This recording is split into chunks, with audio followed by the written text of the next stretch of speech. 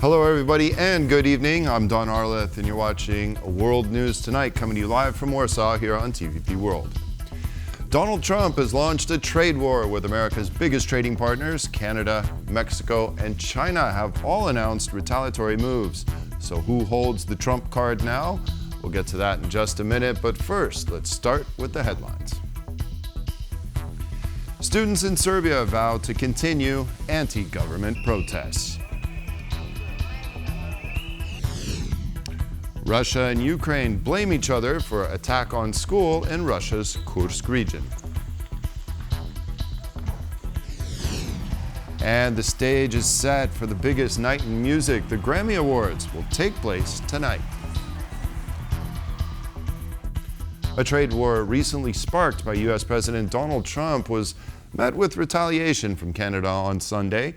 The country hit back with 25% tariffs on over $155 billion worth of goods from its powerful southern neighbor. Following Trump's decision, the slap to tariffs on Canada, Mexico, and China, many EU countries now concerned what the president's next move could be. Piotr Miszczuk has this report.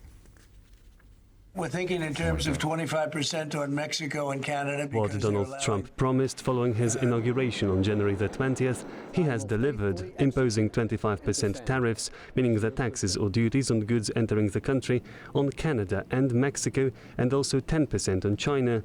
Canada has already retaliated. Canada will be responding to the U.S. trade action with 25% tariffs against $155 billion worth of American goods. According to Trudeau, those include a wide variety of products exported to Canada, including American alcohol, perfumes, clothes, household appliances, and materials like lumber or plastic. However, Trump seems to be playing a completely different game. Canada should become our cherished 51st state. Much lower taxes and far better military protection for the people of Canada. And no tariffs. China has firmly opposed the tariffs and already pledged countermeasures. And Mexico is poised to follow in Canada's footsteps. I have instructed the Secretary of Economy to implement the Plan B we have been working on, which includes tariff and non-tariff measures in defense of Mexico's interests. But the tariffs are expected to bring many economic woes worldwide. We are heading for job losses, inflation, rising prices, destabilization, unpredictability, and uncertainty. The numbers are clear. Global GDP is expected to decrease, and there are numbers available for each country.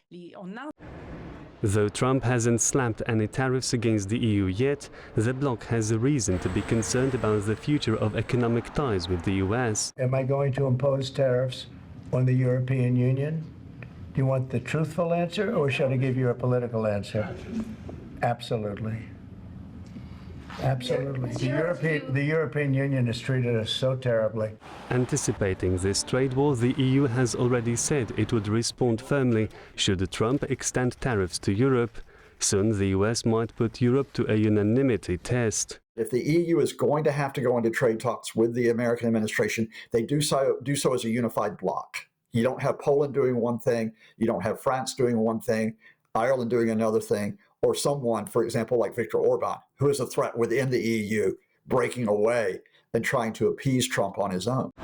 The topic of tariffs is slated to be at the top of the agenda at Monday's informal EU summit in Brussels.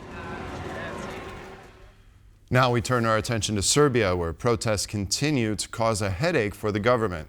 Over the weekend, protesters took to the streets of Novi Sad and blocked the main bridge in the city for more than 24 hours. This is the latest climax of the protests that have been ongoing now for 3 months and are the biggest challenge to Aleksandar Vučić since he became president in 2017. Our Balkans correspondent Pavel Trzaskowski is on the ground there. Good evening, Pavel. So what can you tell us? What's the latest there from Serbia? Well, I'm standing now on Sloboda Boulevard in Novi Sad, Serbia, where over the weekend tens of thousands joined anti-government protests in what is, as you rightfully say, the biggest challenge to Aleksandar Vučić since he became the president. And if you look behind me, you will see that the protests are no more. They were supposed to last 24 hours. In fact, they lasted a bit longer than that. But at 6 p.m. on Sunday, they finished in an orderly fashion. And on the surface, it might seem that the businesses, everything is back to normal. The streets are clean. The waste was mostly removed by the protesters themselves. There are no signs of major vandalism, and the protests were generally peaceful, despite, or maybe thanks to, very little police presence. And these Novi Sad protests were a culmination of 3 months of opposition to what the protesters believe is a state captured by Aleksandar Vučić and his government, a state incapable of democratic rule. Today morning, I asked some people who decided to spend the night here on Sloboda Boulevard to block the major bridge in the city, and I asked them about the future of the student protests. And I could sense optimism and enthusiasm in their answers, but also some uncertainty. And this is why I'd like you to listen to some of the responses that I got from them. I expect that we're going to use this energy to achieve our goals. I don't think that this is going to end today. We have just started. We have some requests as students and some other things that are not really right here in the country currently, and we want to show our will that we're not just gonna shut up and listen to what everybody else says about it. We will see. There's a lot of things in the future I know that also will happen. There's a lot of other protests that are currently being planned or I think are gonna happen soon, because this is not the end for all of us. I think we will continue to fight for what we think is right. I think we deserve everything like justice and equal rights for all, but I'm not sure what will happen next. One of the demands of protesters is to hold those responsible for the Novi Sad tragedy accountable, and also they demand a release of documents connected with the renovation of the railway station, which roof collapsed, killing 15 people. We actually had a talk on this earlier on TVP World, and I would also like I would like you also to listen to a fragment of this conversation. I expect that the documents related to the reconstruction of the train station that are not yet published will be published. But as you rightly say, this reveals much of these documents then reveal the trail of corruption, the trail of the money. As in that famous movie which says, "Show me the money." The students still haven't seen the money and exactly to which companies, subsidiaries and sub-subsidiaries, many of course are involved in this project of the reconstruction. However, even if the documents are revealed, it would be a lengthy process to hold those responsible for the tragedy accountable, a lengthy legal process. Therefore, it is quite uncertain what outcome would eventually satisfy the protesters. The government and the country's president tried to appease the protesters in other ways. Most importantly, the prime minister of the country resigned this week, and also a major reshuffle of the government was promised. These moves might eventually result in early general elections, a result that for now seems to be acceptable for both sides of this political conundrum. From Novi Sad, back to the studio. All right, Pavel Trzaskowski reporting there from Novi Sad, Serbia. Thank you for bringing us the story, and keep us posted. Thousands of people gathered on Sunday across Germany to protest against the anti-migration law proposed by the German Chancellor hopeful CDU leader Friedrich Merz. With just weeks to go until parliamentary elections, protesters are determined to rebuke what they see as the normalization of extremist views in their political discourse. Zuzana Jurek has more. On the streets of German cities, tensions are running high. With the general election fast approaching, protesters are determined to show their rejection of what they perceive as a shift to the right. For the first time since 1945, this is the first time that a fascist party or a party with very strong fascist tendencies, I don't want to belittle that at all, exercise power here, and that must not be allowed to happen in Germany. The demonstrations have been ongoing since mid-January, first in opposition to the growing popularity of the far-right AfD party, and now against the political gambles of Friedrich Merz. In the battle for the Chancellor's seat, the CDU/CSU candidate pushed through a proposal to tighten migration policy, using the support of the populist AfD. Wednesday's vote ended in a surprise, with the resolution passing by a minimal majority, 348 to 345. Christian Democrats in Germany decided to approach the subject of migration policy.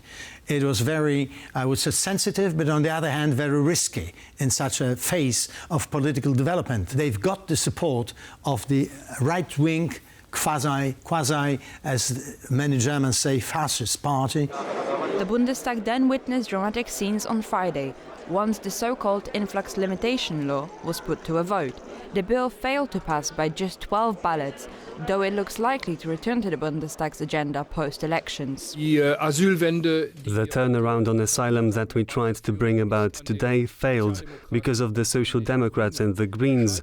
Now it will be up to the next German Bundestag to reintroduce new laws and to campaign for new majorities. Observers warn that these debates signal a normalization of extremist stances within parliamentary politics. The concerns are not addressed. These parties are gaining a minority which is too large to overlook and to overrule in a way. If they are more than 30%, then they can blockade or paralyze the parliament. Whilst the German establishment is openly critical of Merz's affiliations. The CDU are taking the AfD's support for their unlawful proposals on the chin, supporting those who are fighting our democracy, those who despised our united Europe. Former German Chancellor Angela Merkel also criticized Merz's departure from the status quo.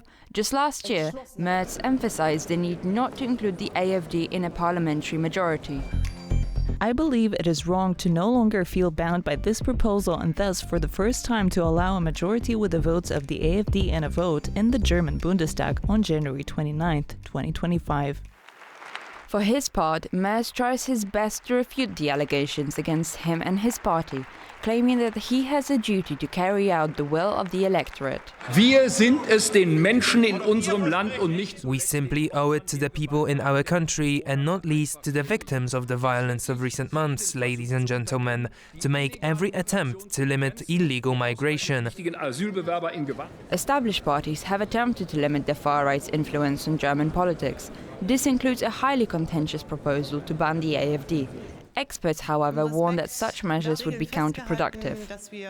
Banning a party that actually is polling right now above 20% in the polls would not necessarily help to keep the mainstream political spectrum in Germany alive. It will rather actually boost the support of AfD. With just 3 weeks remaining until Germans cast their ballot, opinion polls give the CDU/CSU bloc 30% of the vote, while the AfD trails closely behind. In the meantime, all of Europe is watching in anticipation at what comes next for Germany. A boarding school building being used to house displaced civilians in the Ukrainian-occupied Kursk region of Russia was struck by a missile on Saturday night, leaving dozens trapped under the rubble. The Ukrainian government is blaming Russia for the deadly strike. Joining us now live from Kyiv with the details is our Ukraine correspondent, Oz Chatterjee. Good evening, Oz. So what more do we know about this attack? 4 people were killed and at least 84 others pulled from the rubble of this boarding school that was being used to house elderly civilians, displaced civilians, really frail and vulnerable people. Now, the Ukrainian General Staff of the Armed Forces claimed that this was a guided aerial bomb that came from Russian territory. The Russians, for their part, have also claimed that it was the Ukrainians. They've provided no evidence of this. It's important to note this building was in Ukrainian occupied territory in the Kursk region of Russia. So it was on the Ukrainian side of control, the building that got struck. And, Ukraine has not been flying many sorties in that direction. So take from that what you will. There is a blame game going on at the moment. President Zelensky forcefully condemned this attack. Unfortunately, TVP World has not been able to verify either of the claims. Zelensky said, this is how Russia waged war against Chechnya decades ago. They killed Syrians the same way. Russian bombs destroy Ukrainian homes the same way. Back to you in the studio. All right, Oz Kaderji reporting to us from Kyiv. Thank you very much for that report. Karol Havlicek, deputy leader of the right-wing ANO party, has proposed ending the Czech ammunition initiative, which supplies Ukraine with large-caliber artillery shells. The ANO party is currently in opposition, but leading in opinion polls ahead of October's parliamentary elections in the Czech Republic. Figures suggest that the party could grab 35% of the parliament seats compared to just 18% for the ruling Spolu, or Together, coalition led by the current Prime Minister Peter Fiala. The ANO party leader and former Prime Minister Andrej Babiš has long called for ending military aid to Ukraine. The ANO party is building on the growing public sentiment that the current government is prioritizing support for Ukraine over its own people. The Czech government estimates that around 500,000 rounds of 155mm artillery shells were supplied to Ukraine last year, significantly reducing Russia's artillery advantage. The music industry will come together on Sunday night for the highly anticipated 67th annual Grammy Awards. Leading the charge is Beyoncé, boasting 11 nominations for her album, Cowboy Carter. But with a total of 94 categories, there is a wealth of talent and surprises waiting to be unveiled. Sonia Gata-Biszczan has more. And the Grammy goes to... The Grammy Awards consistently thrill music aficionados, but this year's 67th edition is particularly special. Not only will it be a celebration of the musician's artistry, but also a reflection of diverse voices. I think women are really dominating the Grammys this year, which is very cool because it's a little bit of a change from previous years. This fact is especially true for nominations in the major categories like album, song, record, and new artist of the year. While the Grammys often hold surprises, according to Variety's predictions, Album of the Year could go to Beyoncé for Cowboy Carter. This ain't Texas. Leading the nominations with 11 for this album, she is the most nominated artist in history, totaling an impressive 99 nominations throughout her career. Despite the album's visible country music influences, Queen Bee said this is not a country album, it's a Beyoncé album. If one is to believe Variety's predictions, competing against the likes of Beyoncé, Taylor Swift, Chappelle Roan, and Sabrina Carpenter, the Song of the Year award could ultimately go to Billie Eilish for Birds of a Feather. Unlike Song of the Year category, which rewards songwriting, the Record of the Year category focuses on the best sound recording. A particularly interesting nomination is a song based on an old demo, Now and Then, by the Beatles. Then, through a bunch of tricks and a little bit of AI, they managed to clean up John Lennon's demo, bring in the two remaining alive Beatles to finish the song. And in terms of really production and recording, I think the Grammys are really going to reward that type of work. In the last major category, Best New Artist of the Year, Chappelle Roan has emerged as a frontrunner through aspirational storytelling and her album The Rise and Fall of a Midwest Princess. But Sabrina Carpenter, known for hits like Espresso and Please Please Please, could be a formidable contender, having established herself across all three remaining major categories. The 67th Annual Grammy Awards has a total of 94 categories, and the music's most anticipated night of the year will be hosted by comedian Trevor Noah for the 5th consecutive time. And now for our main story tonight, Donald Trump seems to be sparking a trade war with some of America's biggest trading partners. Canada and Mexico have now been slapped with 25% import duties and China with 10%. Trump instituted the tariffs via an executive order under the guise of protecting America from the illicit flow of dangerous drugs such as fentanyl. And now joining me to discuss the potential backlash and what this looks like is TVP World Europe editor Marcin Zaborowski. Good evening. Hello, good evening to you, Marcin. Thanks for joining us. Now, looking at the situation unfolding in the United States, and then of course the retaliation, I guess that's the biggest thing. What are we likely to see as far as retaliation from, especially from Canada, but also from Mexico? We already see the retaliation. The retaliation has been announced by Canadian Prime Minister, also by the Mexican President. The Chinese are kind of more vague in their wording, but both the Mexicans and the Canadians are announcing a completely proportionate response, meaning that it will be hard, also 25% tariffs. So that means that we are at the brink of a quite considerable change to a trade relationship between the United States and its closest neighbors and allies. Mm-hmm. So tit for tat basically measures. When we look at Canada, obviously, I mean, it's not only an important trading partner for the United States, but also a good friend and ally. They're the northern neighbor. How is this likely to affect the broader relationship, and especially when we look at Trump still insisting that Canada become the 51st state?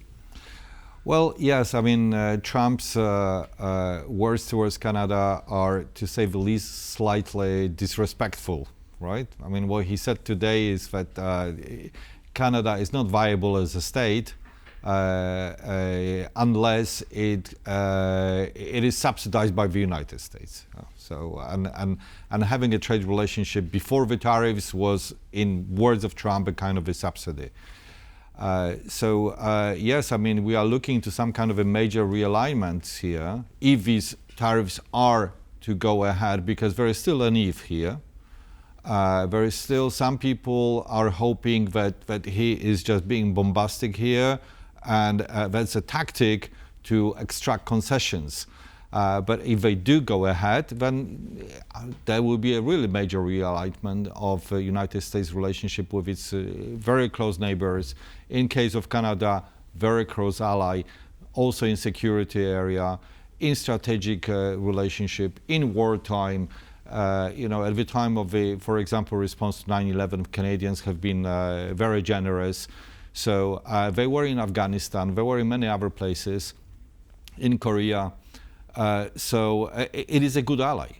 And I think the Canadians are really shocked at this point in time. And you could see it from press conferences of Prime Minister Trudeau and some other people in the Canadian government. They were like, why is this happening? Why us? I mean, we are the ally.